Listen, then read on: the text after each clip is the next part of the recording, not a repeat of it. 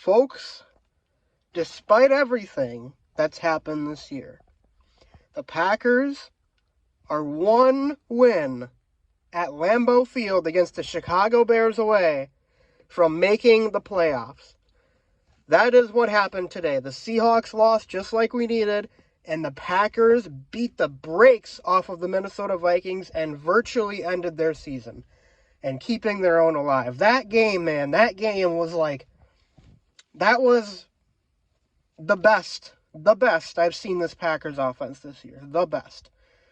Better than the Lions game, better than the Chiefs game. That was like this offense, that was a glimpse into the future. And they didn't even have Watson or Musgrave or David Bakhtiari. They haven't had all year. And Reed was out for the second half. Had a fantastic first half. 2 touchdown catches, 89 receiving yards. And how about Jordan Love, man? How about Jordan Love? Biggest game of his career. Season's on the line. Goes into a hostile environment. Division rival on the road. Sunday Night Football. Goes 24 of 33, 256 passing yards, 3 touchdowns, no interceptions, adds a rushing touchdown as well. Dude played lights out tonight. And, you know, the Vikings were letting some guys run way free. Like, there was a lot of wide open receivers for the Packers. And a lot of that, I think, has to do with Matt LaFleur calling an excellent game. I really think if it's not number one, it's on the short list of the best games Matt LaFleur has ever coached. Not only did the defense look great, and I know that's Joe Barry's department, and, you know, I'll give Joe Barry some credit. I liked the blitzes, especially that he did tonight, and the Packers pass rush was magnificent. They got home plenty of times on that rookie quarterback, Jaren Hall, in the first half. By the second half, they're up 3 scores, all they had to do was, keep it in front of them, and they did just that. They got a couple of key 4th down stops in the second half. Vikings had put in Nick Mullins by then. Still don't know why the Vikings went with Jaren Hall. When I heard that they made that decision, I'm like, wait a minute, why? I'm definitely going with the experienced Nick Mullins, who threw for like 400 yards last week. He did have 4 interceptions, but he still threw for 400 yards. I'm definitely going with that guy against a Joe Barry defense where there's probably going to be guys wide open in the zone and holes all over the place over a guy who's never even made a start in his career. Well, maybe Jaren Hall has. I don't remember. But the dude's only played like 22 snaps coming into this game. So I don't know why the Vikings did that. But I'll happily take it. It's like they punted the game, honestly. I don't know what they were doing.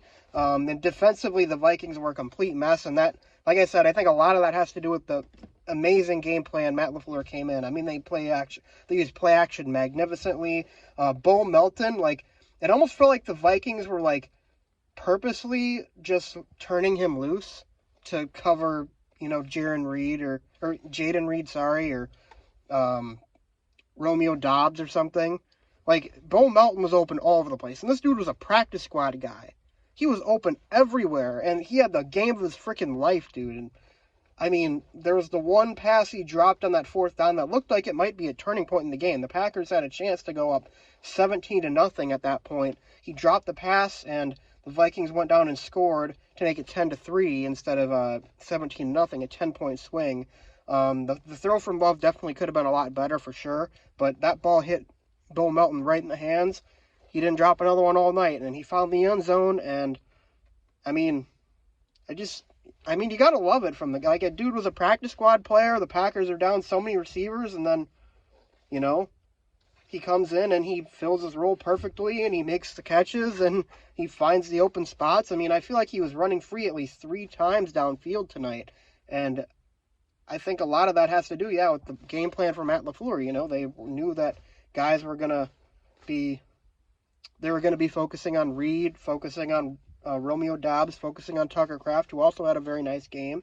And instead it was Bo Melton who led the team in receiving yards. So, and the running game also, fantastic. Aaron Jones looks like Aaron Jones. This is the Aaron Jones we all know and love. He was running with purpose tonight. He had 121 rushing yards.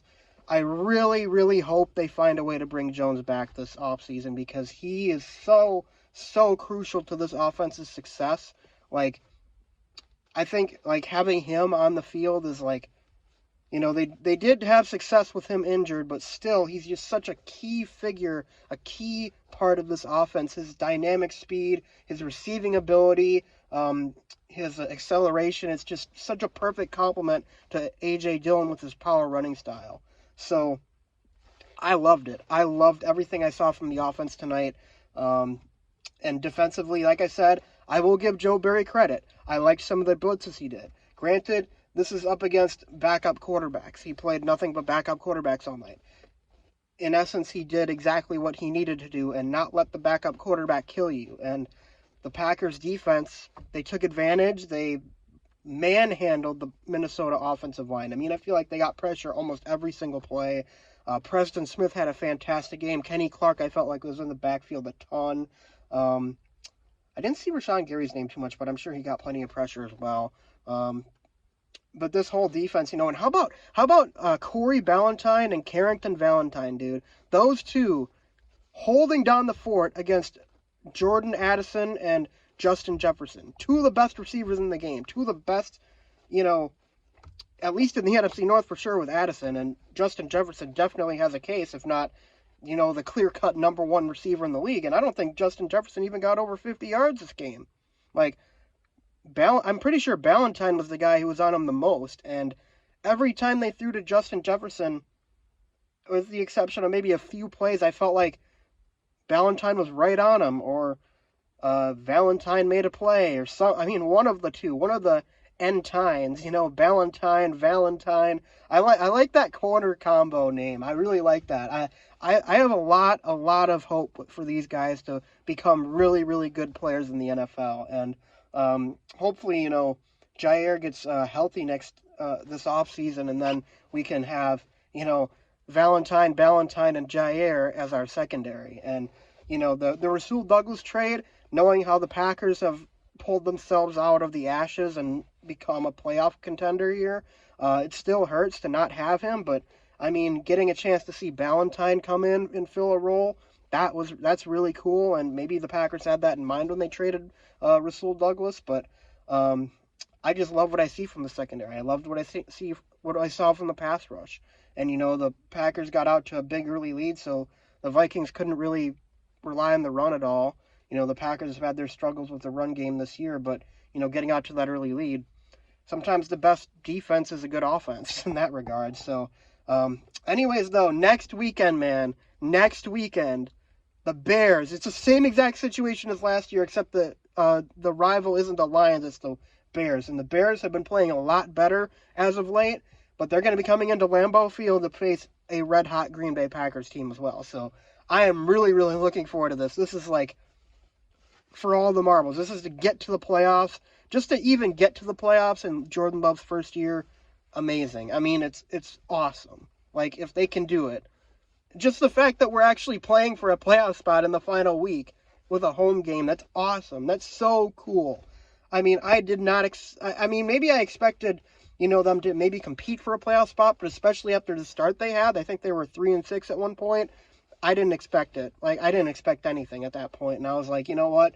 Get a better draft pick, whatever. Hope that Jordan Love looks pretty good later on in the season, and then, you know, go from there. But they have absolutely turned things around. This offense looks really dangerous for the future, man. This team, you know, they might lose in the playoffs even if they don't make it. But still, like, just everything we've seen, it's all gravy at this point. It's all gravy. It's like all icing on the cake at this point. Like, the number one thing I wanted to see out of this team this year was, is Jordan Love good? Are these receivers anything special? We saw that. We saw both of that and more. So we'll see what happens. At this point, though, like I said, it's all icing on the cake, and I'm just so happy the Packers are in this position. It's awesome. It's really, really awesome. But anyways, guys, that's all I got to say in this video. I'll be back with my reactions after the Bears game. But until then, guys, I'll see you next time, and go Pack, go.